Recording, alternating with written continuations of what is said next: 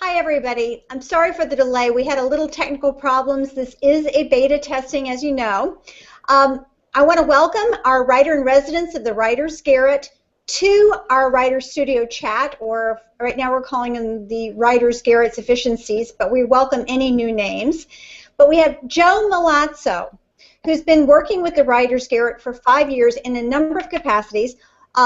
Started off as our writer-in-residence, then he went through and was director of our educational outreach, and he's writer-in-residence once again.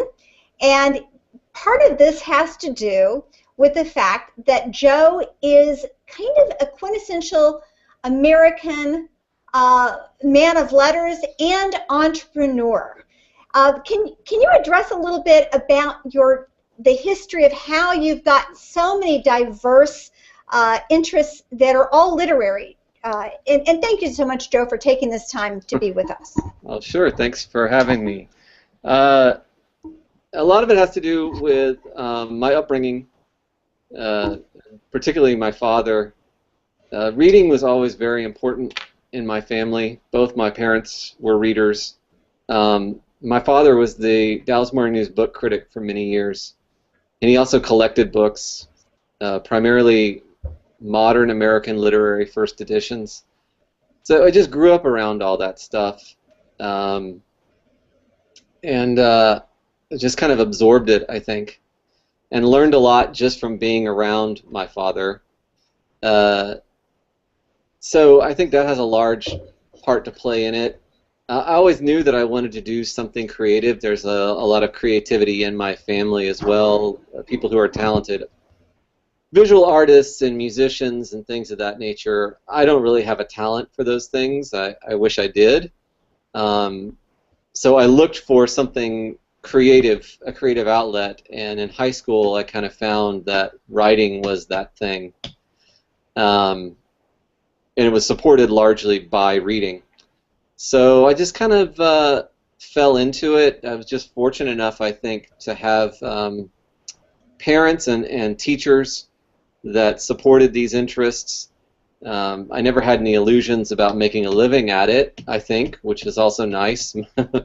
My dad made that pretty plain as well. So I went into it for different reasons. And if anybody had diverse interests, it was my dad. So I just kind of learned from him to, you know, that part of being alive is just to have a lot of interests and to never stop learning about things. Well, thank you, Joe. I appreciate that answer. You're going to be teaching for us an encore version of a very popular course that almost got sold out pretty fast. It's called Getting Your Work Published. You know, there are different kinds of literary groups around town. There are what I would call literary centers, and then there's writers groups, and a lot of the writers groups seem to be very concerned about getting published, whereas, say, a literary center doesn't really think it matters all that much. And probably the truth is somewhere in the middle. So I guess I would want to ask you, being a man who's a poet, which is not a particularly high-selling kind of enterprise, someone who's been a poet, a fiction writer, someone who writes drama, and all those things, in what ways is it essential that writers do concern themselves with getting published, and in what way shouldn't it matter at all? I think it only matters because that's one way to reach readers. And the literary act is completed by the reader. You don't have to publish to have readers. You certainly don't have to publish to reach an audience either, particularly if you're a writer of poetry. So I think it only matters to people for whom it already matters. And one of the things that we talk about in that class is, what are your reasons for wanting to get published? You should adjust your expectations based upon those reasons. If you want to get published because you want to take that track where you get a story in this journal and a story in that journal, and then you get a story in the New Yorker and you get noticed by a New York agent, and then you sell a book, that may not be the best reason to want to publish. because that's incredibly difficult to do, and you're setting yourself up for a lot of frustration and disappointment. Doesn't mean it doesn't happen.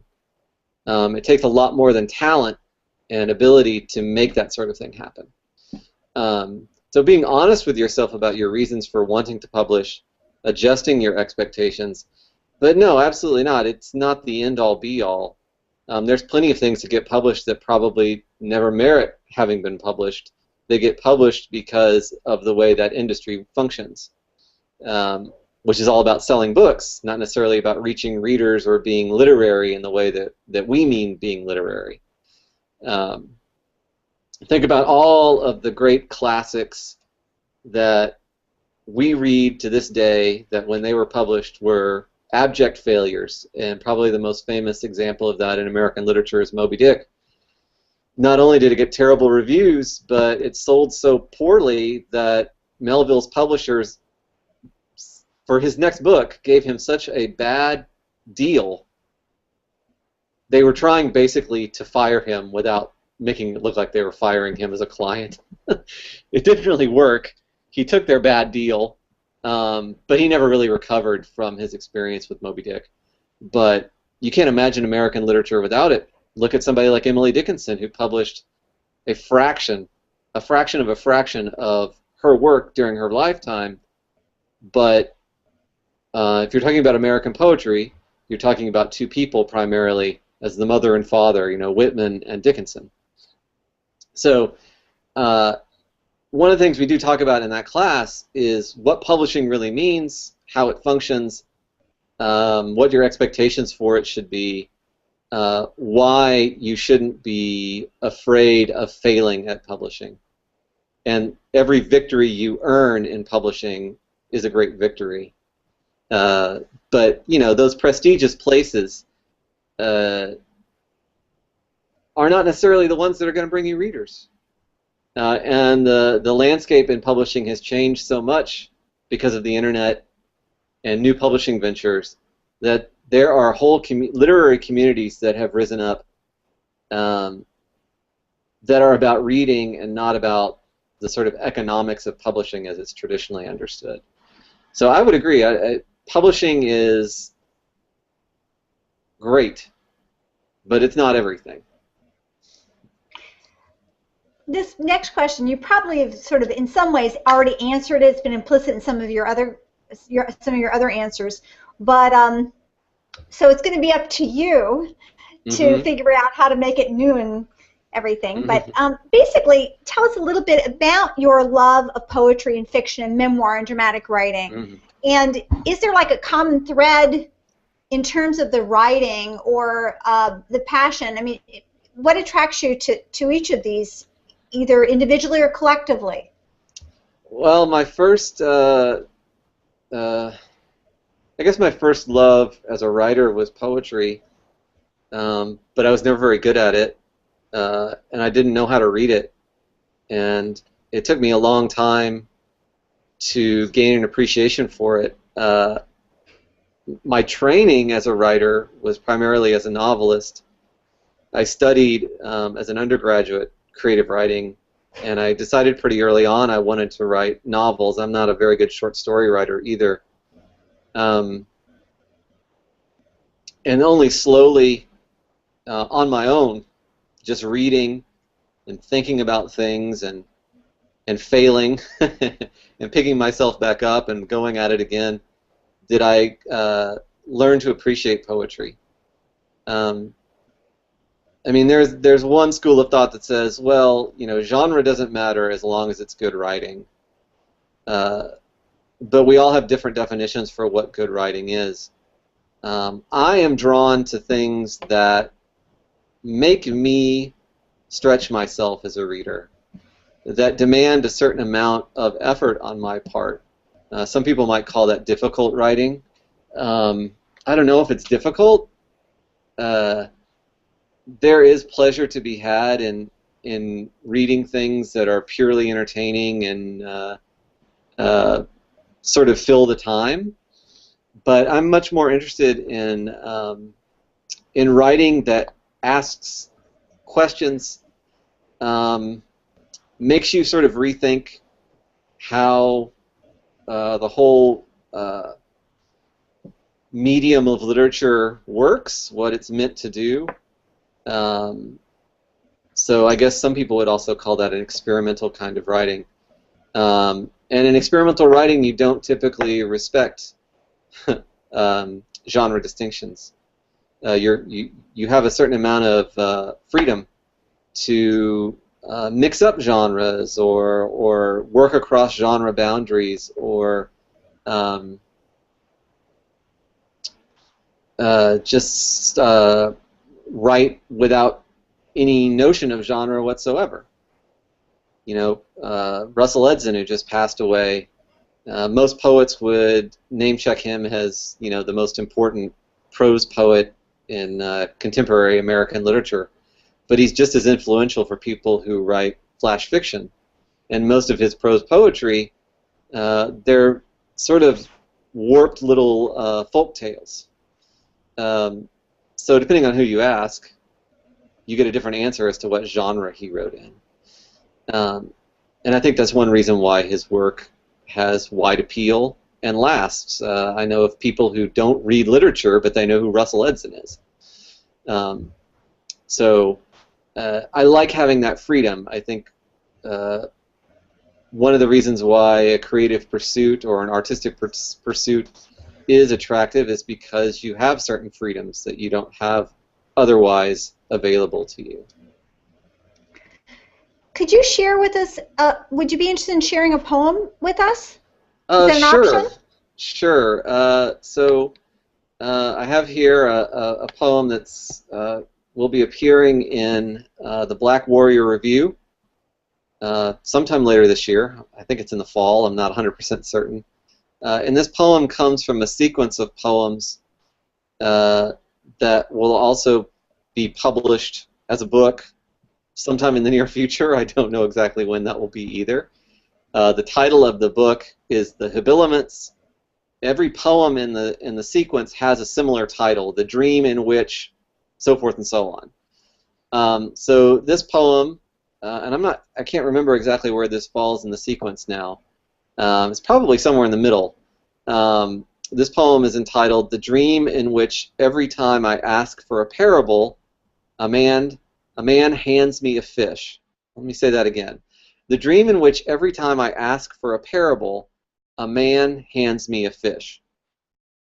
A hornet is looking with its song for the rot in the screens, as if the light above this sink were an apple left mellow too long. But the kitchen is only a bulb too deaf to flash, and I'm far too occupied preparing to think how anything will smell the next time I mention to you or anyone else the aroma that awoke it. Every now and again in the other room, the music box uncoils a piddling harmony in a beat between with surgery in my hands. I recognize that fugitive testing my sinews, that buzzard laying its veins on the marbled indices flanking my red jubilee.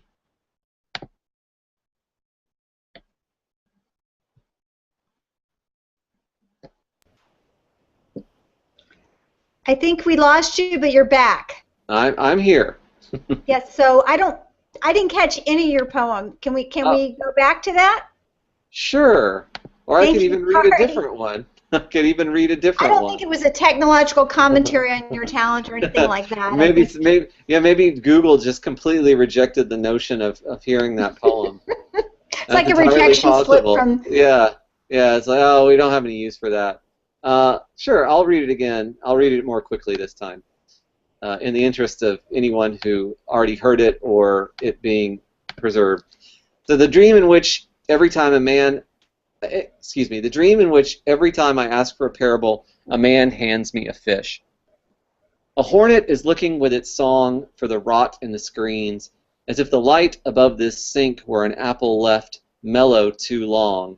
But the kitchen is only a bulb too deaf to flash, and I'm far too occupied preparing to think how anything will smell the next time I mention to you or anyone else the aroma that awoke it. Every now and again, in the other room, the music box uncoils a piddling harmony. In a beat between, with surgery in my hands, I recognize that fugitive testing my sinews, that buzzard laying its veins on the marbled indices, flanking my red, red jubilee. Cool. Now, I know we were talking about how would you teach that, but I think that might be kind of an elaborate question at this point. And I think perhaps it would be better to, move on to a little bit about your upcoming book. Could you talk a little bit about it since we're talking about your writing? Sure. So I have a novel coming out this fall from a press called Jaded Ibis Press. They're also known as Jaded Ibis Productions.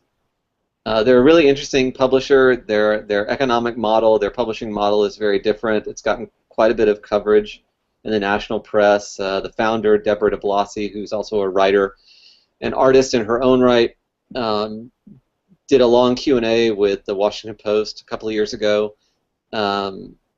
They do really interesting work in terms of books as art objects, multimedia presentations, books that have soundtracks and things of this nature. Work that doesn't fit any established genre, though they have published poetry and fiction. And actually, the novel, it's called Crip Hustle, with Nellie, is the first novel in a series that Jaded Ibis is starting that's focused on the novel and sort of different approaches to the novel. The book is one that I've been working on for a long time. Its origins actually go back to a short story that I wrote when I was an undergrad. I won't say how long ago that was, but it was a long time ago. And it kind of sat around for a long time. It was meant to be part of a larger project, a bunch of interconnected short stories. As I said earlier, I'm not a good short story writer. I don't really have a tremendous amount of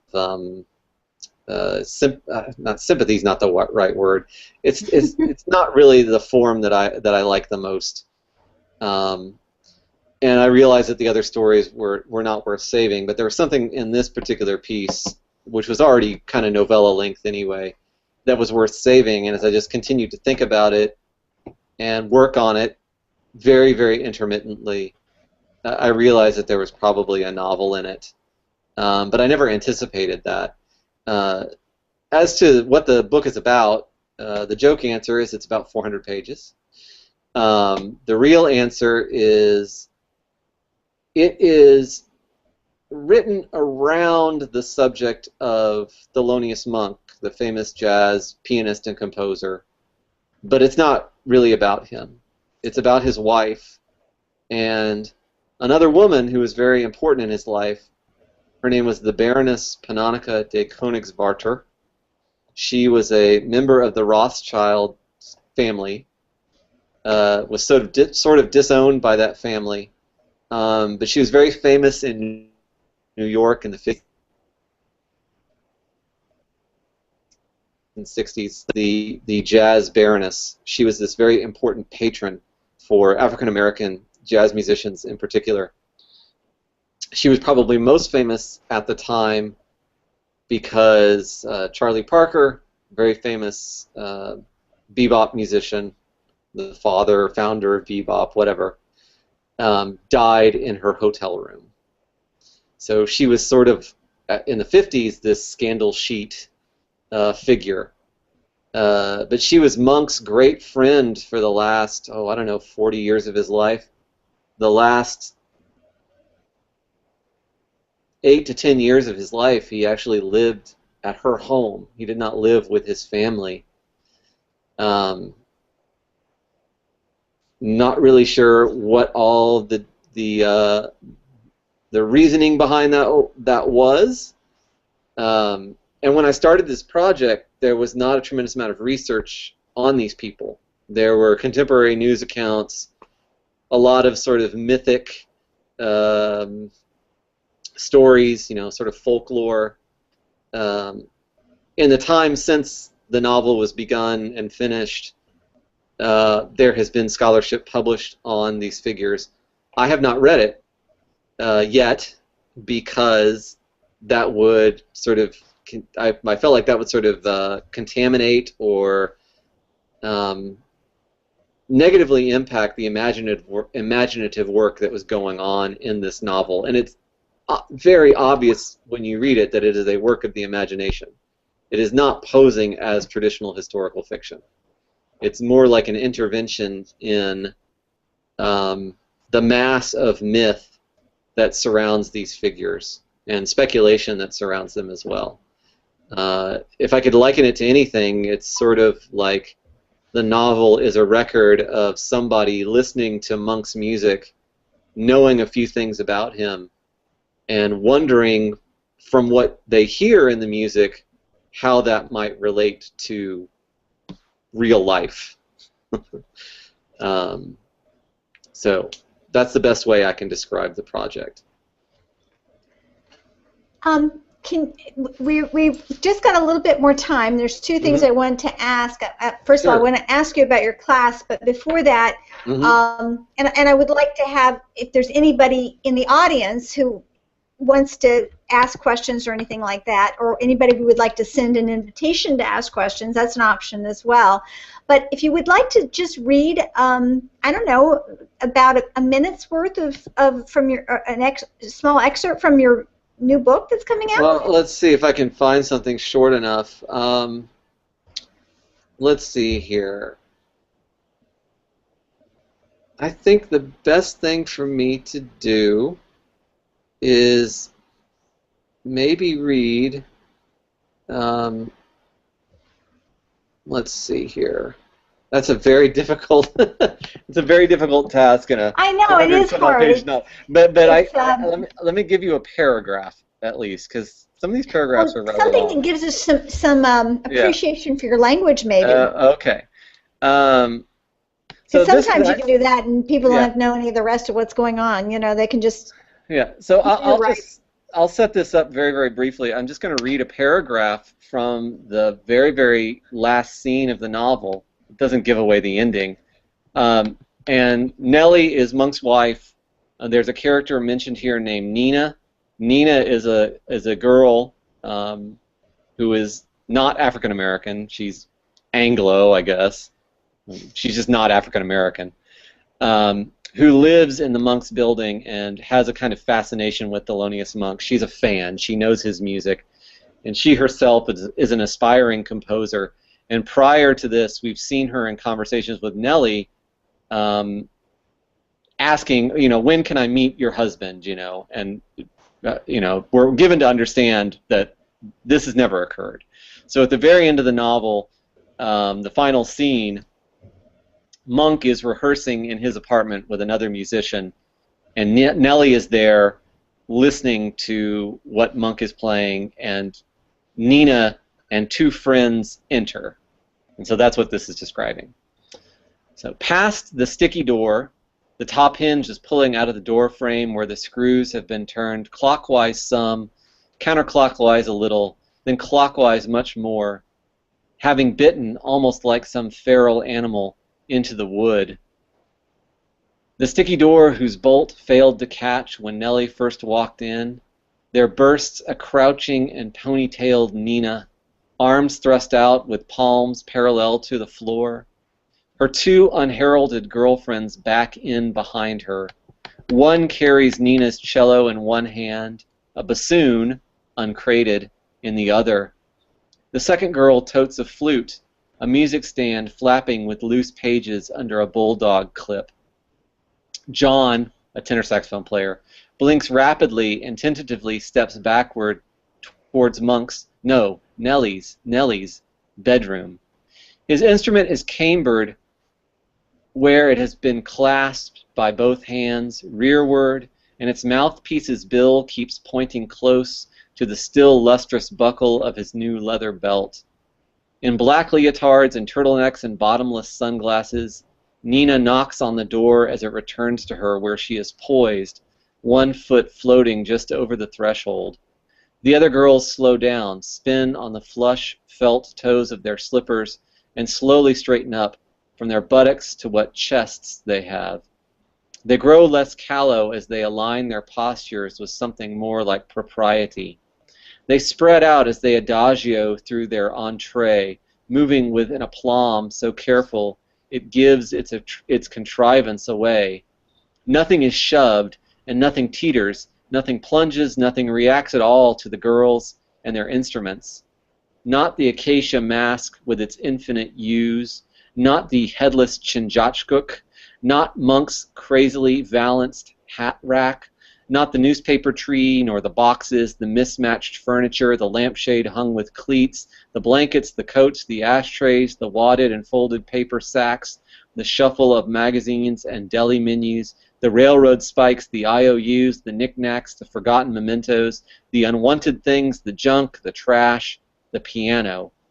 None of it, as if to admit that these girls have a place here, belong here. Very good. Thanks. And then you have to read the rest to figure out what happens after that. Tell us in 60 seconds or less, if you can, why should somebody take this course that's July 19th, which, by the way, you can register. It's on the Facebook page, and also it's on the Writers Garret. You can do go to writersgarret.org. It's been published, and go to our calendar on the right-hand side, and it's July 19th, and you can register. Anyway, why should someone take this? Because publishing is, in large measure, a black box. We all see what comes out of it. We see books, we see journals, we see publications, but knowing how those things are made and how they come out of that black box is not necessarily something that anyone is going to tell you.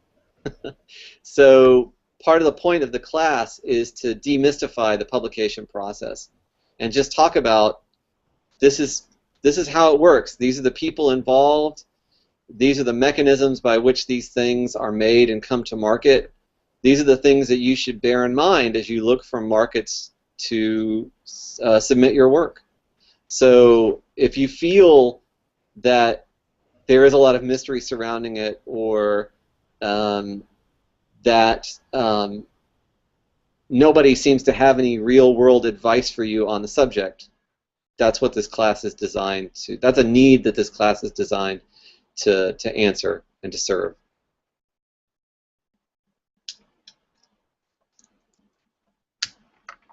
Was that more than 60 seconds or less, I wonder? I'm gonna guess it was about right.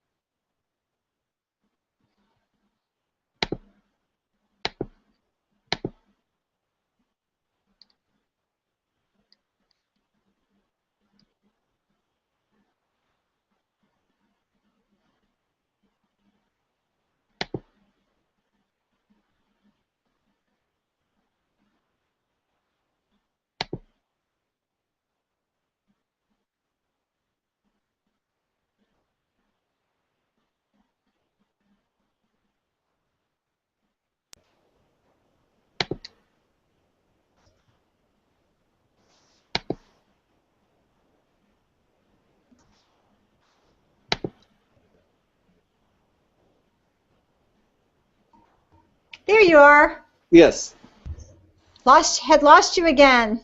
Hey. Do you need me to repeat? Do you need me to repeat anything? Did you get to finish saying what you were saying? You kind of blocked yes, I out. did. Like. As far as I know, I said everything I needed to say. Okay. Is there anybody? Do you see? You're actually handling the admin end. Do you see any questions or any comments or anybody who would like to ask anything? I have nothing in the queue. Okay. I have nothing that anybody has asked of me. Well, but I'm happy to answer. What'd you say? I was just going to say, if people have questions for me after this, I'm happy to answer them. Yeah. Well, particularly if they're about the class. They can email you. I've got your email address. They can ask you that.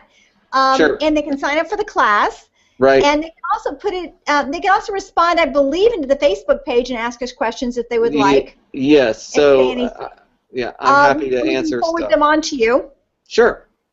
But what I want to do is I want to thank you for coming for our beta testing for this. Thank you. Joe. My pleasure. And anybody who's watching, thank you for doing that. And people can also see this taped on Facebook.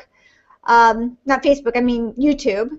Mm-hmm. And I want to thank the Writer Studio. Even this little chat is a production of the Writers Garret. We've received funding from the National Endowment for the Arts, the City of Dallas Office of Cultural Affairs, the Texas Commission on the Arts, and Heritage Auctions. So thank you for making the Writer Studio and this chat possible. Thank you, Joe, for your many years of dedication to the written word, and also I think you're also a supporter of the spoken word. You like language, period, and how it communicates to people on so many levels. So thank you very much for that sharing your love and your gusto with us. Well, thank you for giving me the opportunity to do that. And I think you can just stop it now. Yes. So bye-bye, everyone. I'm leaving call. Bye.